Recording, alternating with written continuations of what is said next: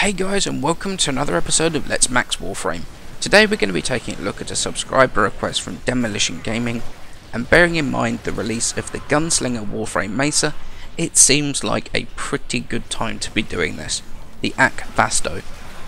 Now I've not actually done a review on the Akvasto yet, so I'm just going to quickly go over a few features of the weapon before moving on to how I build it. Now the Akvasto does a pretty average 50 damage a shot, which is about in the middle in terms of highest and lowest damage of the secondary weapons. Now 25 of that comes in the form of slash damage, and the remaining damage is split equally between puncture and impact. It also comes with a pretty reasonable crit chance, reasonable crit damage, it's got lower recoil compared to the single Vasto, and pretty decent accuracy. It also boasts the fastest reload of any of the dual weapons, which makes up for its comparably smaller magazine size, especially when you take into account the fantastic fire rate that you can actually achieve with the Akvasto. In all honesty, the biggest problem with the Akvasto is its cost to build. Since it requires 2 standard Vasto to build, it effectively doubles the construction materials and the construction costs in credits, with the Akvasto requiring 190,000 credits to build, and the most expensive thing will be 8 euros, which it means it's very unlikely that newer players are going to be able to pick these up, even though they come with a mastery rank requirement of 0. Sadly, even though the 2 Vasto used to build for this weapon both have a V polarity on them, the Akvasto actually comes with no polarity whatsoever, increasing the cost in Forma to be able to max out this sidearm. Okay, so let's move on to looking at how we're going to mod the Akvasto. Now, as we said before, unfortunately the weapon doesn't come with any polarities whatsoever, so to do this build we have to add a number of Forma to the weapon. Now, as you can see, we've added 4 Vs and 2 dashes for this build. Now, throughout these 3 builds we've got 4 mods that are going to remain the same. We've got Hornet Strike, Barrel Diffusion, Lethal Torrent and Magnum Force. Now for our Grenadier build we're going to go with Convulsion and Heated Charge, which is going to bring up their radiation damage, and Pathogen Rounds and Frostbite for that viral damage.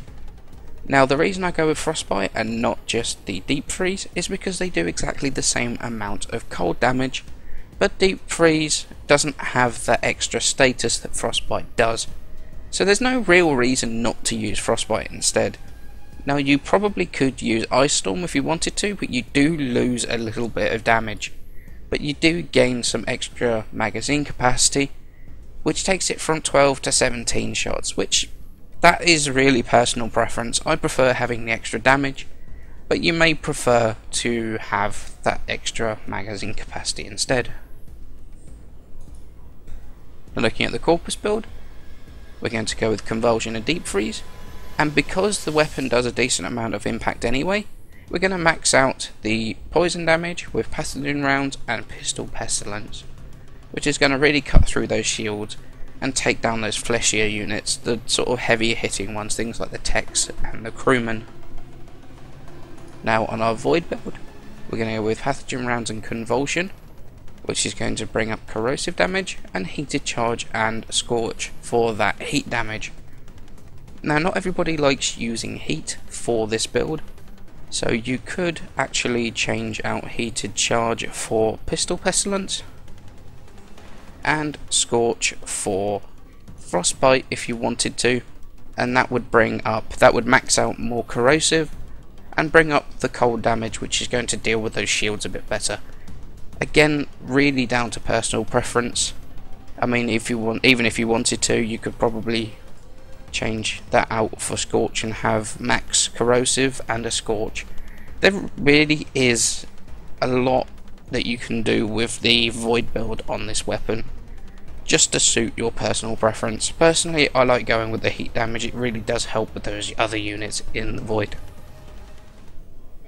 So in essence, the Akvasto, even though it's probably only middle of the pile in terms of actual damage, in terms of application of that damage and the amount of fun that you can have when you fully format these, is the real amazing thing about this. The Akvasto as a weapon was one that, if I'm honest, I leveled for Mastery, was unimpressed with it, and put it back in the arsenal for another day. That's the incredible thing, and the thing that I love doing about these viewer requests for builds, that sometimes you come across a gem that you completely forgot about, These actually replaced my Brack and my Marelock for a decent amount of time, and even took me up until about an hour during the event survival recently without really letting me down. The Akvasto really are a diamond in the rough and absolutely worth the catalyst and the form that it needs to be transformed. Now, I wouldn't recommend switching out the damage mods for the dual stat ones. The status increase really isn't worth it, and neither is the damage loss from losing elemental damage. The only thing that's worth putting the dual stat mod on for is frostbite instead of deep freeze, as there is actually no elemental loss there. Just a quick public service announcement from me: the current Nyx Prime access is going to be ending on December the 9th. So if you want to pick up the Targus armour, don't forget to do it by the 9th. You can actually see the armour being worn by me in the clip in the background.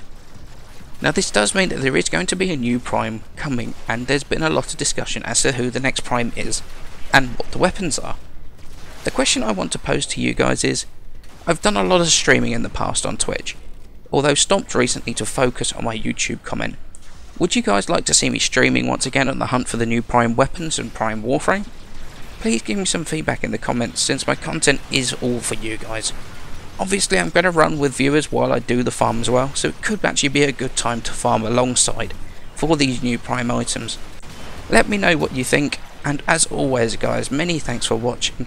Please don't forget to leave a like and subscribe, it helps me out a ton, and I shall see you in the next episode.